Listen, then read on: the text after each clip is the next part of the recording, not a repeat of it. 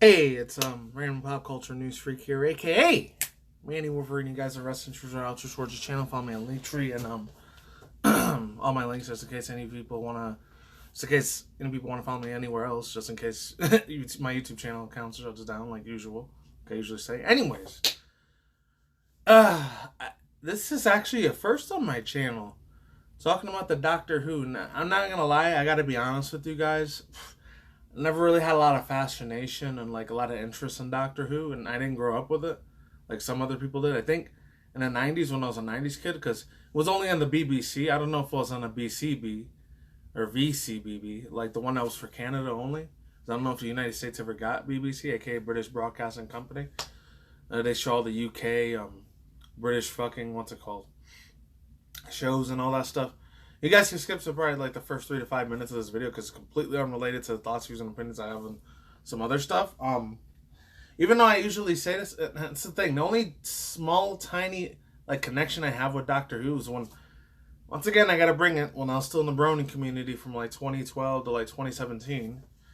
When I was still watching Generation 4s or Gen 4s or 4th Generation, My Little Pony Friendship was Magic, about Derpy Hoops and Dipsy Doo. And the one that was like the doctor that was with him, the good doctor, the good doctor. That's literally the only like piece of information that or piece of like not even fascination, interest, or like well informed I am about Doctor Who. I'm just saying, I like the whole traveling back and forth in the time and all that shit. That's cool, that's awesome. But like, it just never really struck my interest. And before to begin, I just have a lot of old school nostalgia. You can skip whenever I put the time duration stamp. I'll leave it in the links down, description box down below. I've been going on a nostalgia trip for a little bit. I don't know why. And it had to do a lot of 90s stuff, like stuff that I grew up with as a 90s, even the early 2000s kid in my teen years. It's crazy. They had a petition for it, too, from like a year or two ago, like 2020, 2021. I even left my overall thoughts, views, and opinions on there. You can look at it if you want, but I don't know if you guys should because I did leave my real life name in there. It's a signed this petition, but I'll leave the link down below. I don't know what it's been on my brain, on my mind, so fucking much, but for the past 2 days, especially last night, I was looking at even like freaking TikToks even familiar with it, and I'm gonna get to that one in a second too. That one, and the third quickly little like news thing, whatever, has nothing to do with this video. But Ncuti Gatwa stars a Doctor Who in the 14th Doctor. You can get to it. Links in the description box down below. Oh, and I don't know Nintendo Indie World. I am definitely damn well doing a reaction review segment to that. So it's roughly around 20 minutes. I'm not going to have a long intro to other sidetracked, other thoughts, views, and opinions like I am with this one, Doctor Who. And it's going to make me sound like, oh, I'm a Democrat, instead of Republican, and the whole politics shit. But honestly, I know he's LGBTQIA and the gender non-binary fluidity. First black British person to be that as playing Doctor Who because they're always predominantly white all the time. So that's a pretty big freaking impact there, in my personal opinion. So you know what? This guy right here, hey, I'm going to give him a chance. Credit's due. He's probably a super professional and good actor. Before you get that, if any of you guys were 90s, early 2000s, because you guys probably know what I'm talking about, the Wild Thornberrys. Any of you guys remember Eliza Thornberry and especially Debbie Thornberry? Like, my God, dude. I remember... I don't know. I'm not sure if I want to bring this back to the channel. It's been a year since I've done it. It was like 2015, 2015, like 2014 or 15 was the last time I did it. Well, I used to do like conspiracy theory videos on like, what's it called?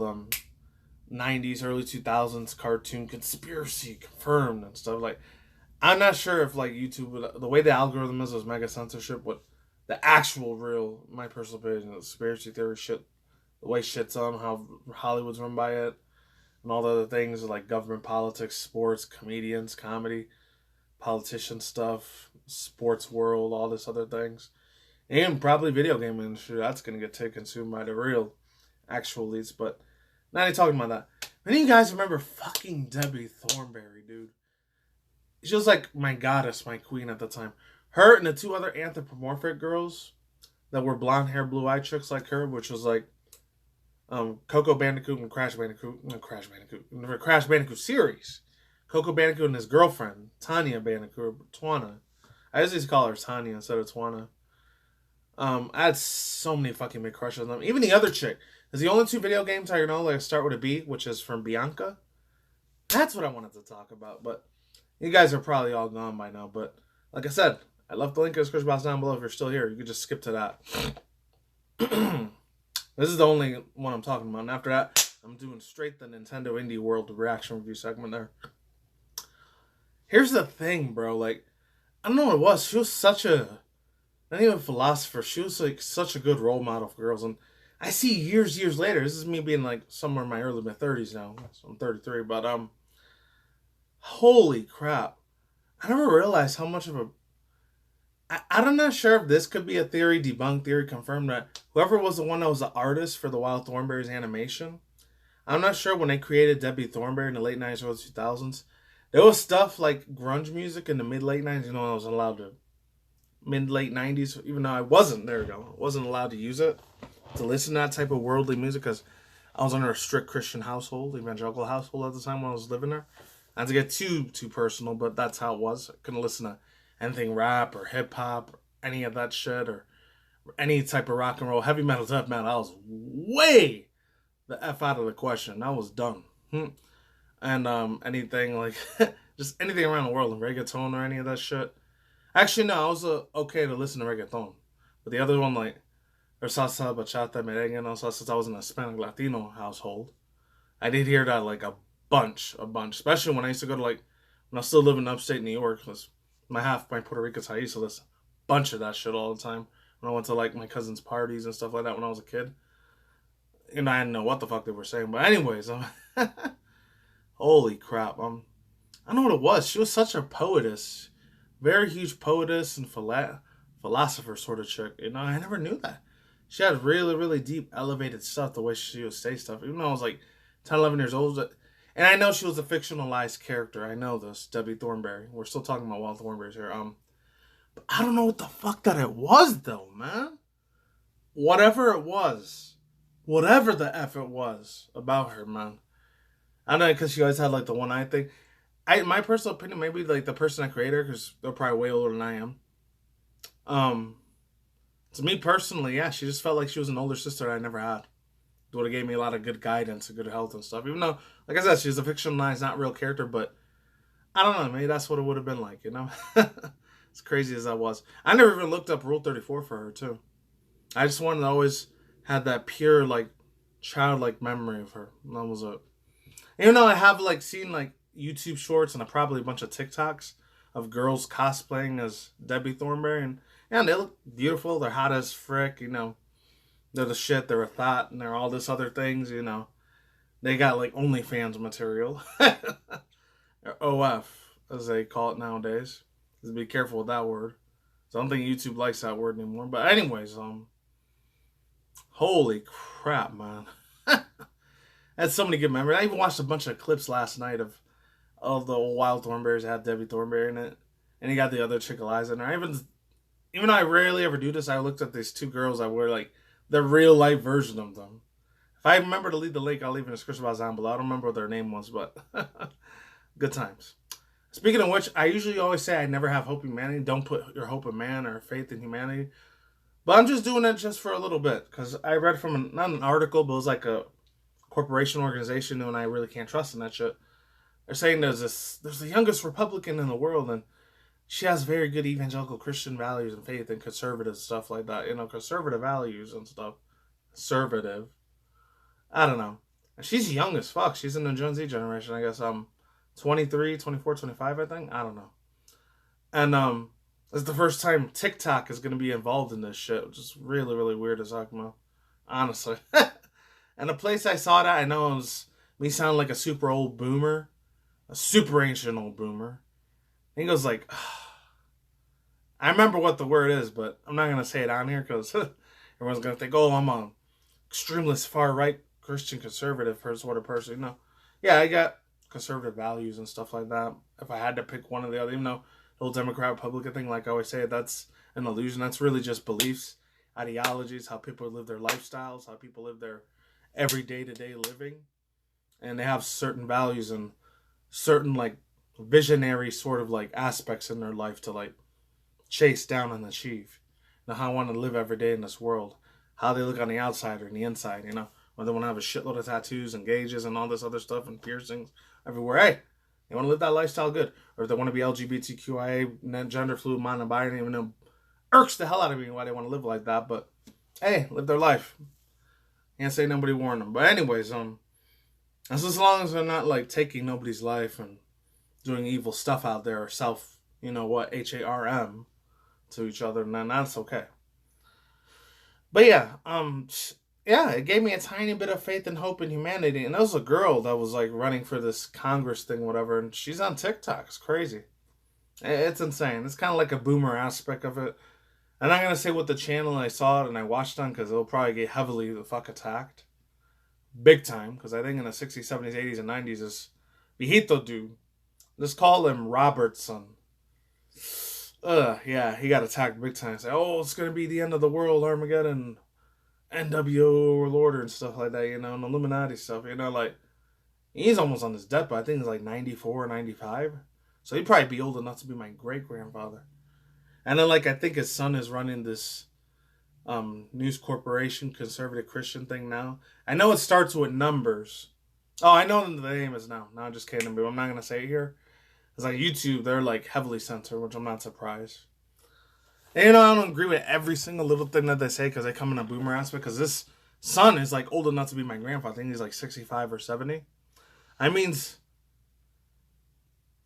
the Robertson dude's like great-great-grand. That means their great-great-grandson is probably young enough to be my little brother, and their grandson's probably like old enough to be my dad. That's crazy as hell. But anyways, there's that. And then the third final thing I want to talk about really, really effing fast before I finally get to the almost fucking 12 minutes.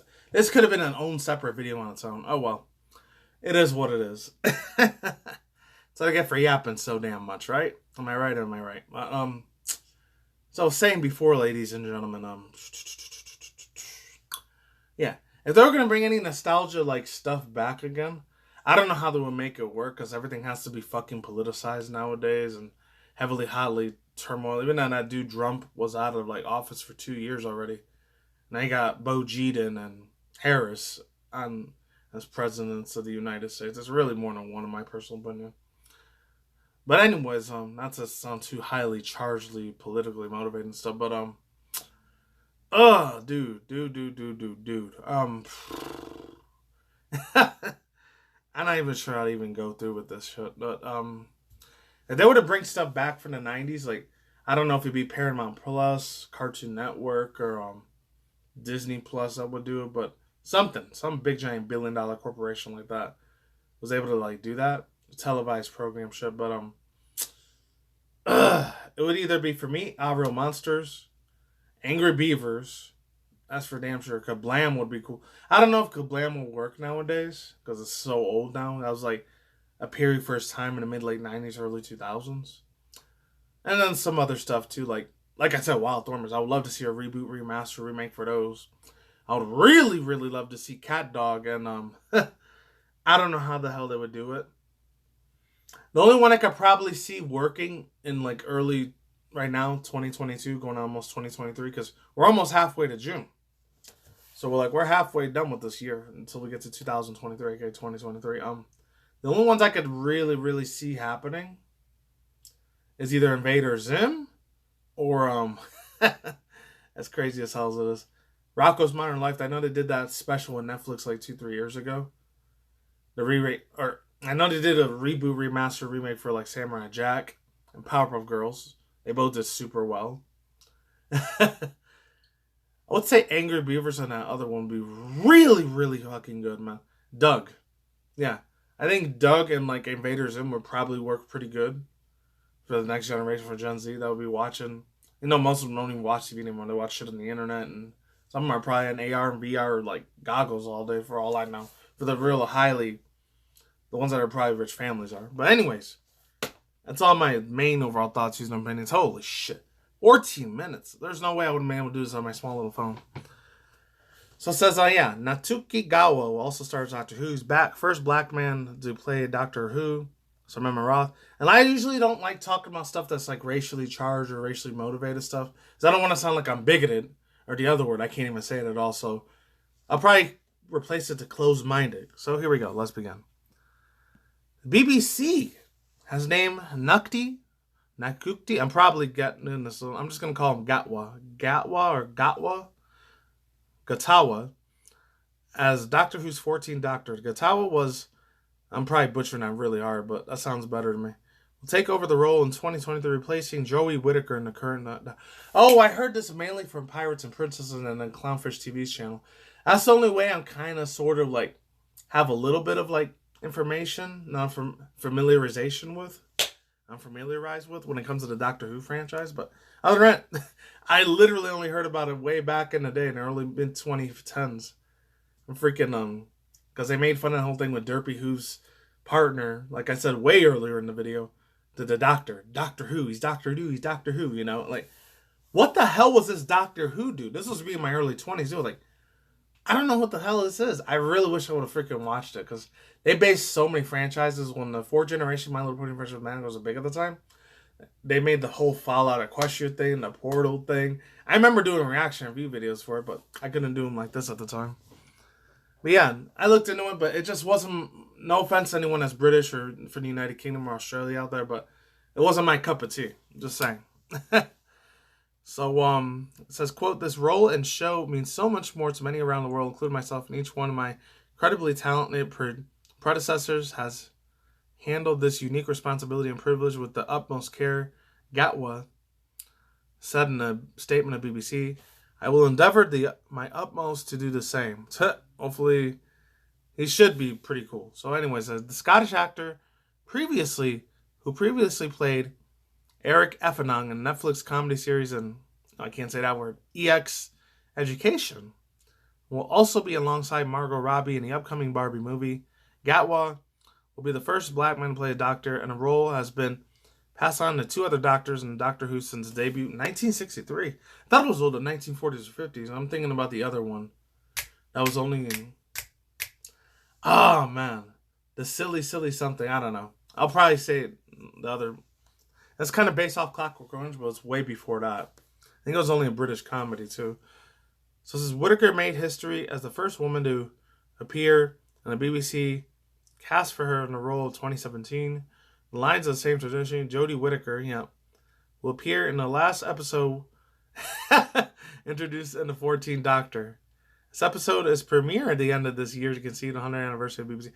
No wonder that dude, man. I'm not trying to throw shade at the fool, since I watch them almost every day. Neon from Clownfish TV always got super angry and pissed the fuck off and really upset about Jodie Whittaker being like casted as like in Clownfish TV. Like, I mean, he always like getting pissed off because I think he was a real hardcore fan of the series, the older shit. Him and his wife Geeky Sparkles were way more hardcore fans of it. And I think at that time, and then they're older than I am. I think they're in their early mid 40s. I think like Neon's like 45 or something, and she's like, I think she might be a little bit younger. She's like 39, 40 years old, so they're older than me. So yeah, that is what it is. They're old enough to be my older brother or sister, not old enough to be my parents. But let's continue on. So this episode is expected to premiere at the end of this year. And to concede with the 100th anniversary of the BBC.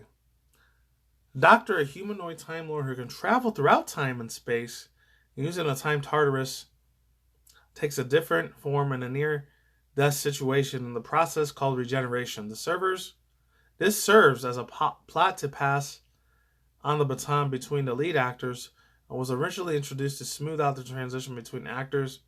As the first Doctor, William Hartnett left the show. Yeah, let me show you something real quick. Oh, I was thinking about the other furry anthropomorphic chicks. Bianca from earlier. I'm getting off track again. Bianca from Spyro the Dragon, Year of the Dragon. And then the Bianca chick from Pokemon Black, White 1 and 2.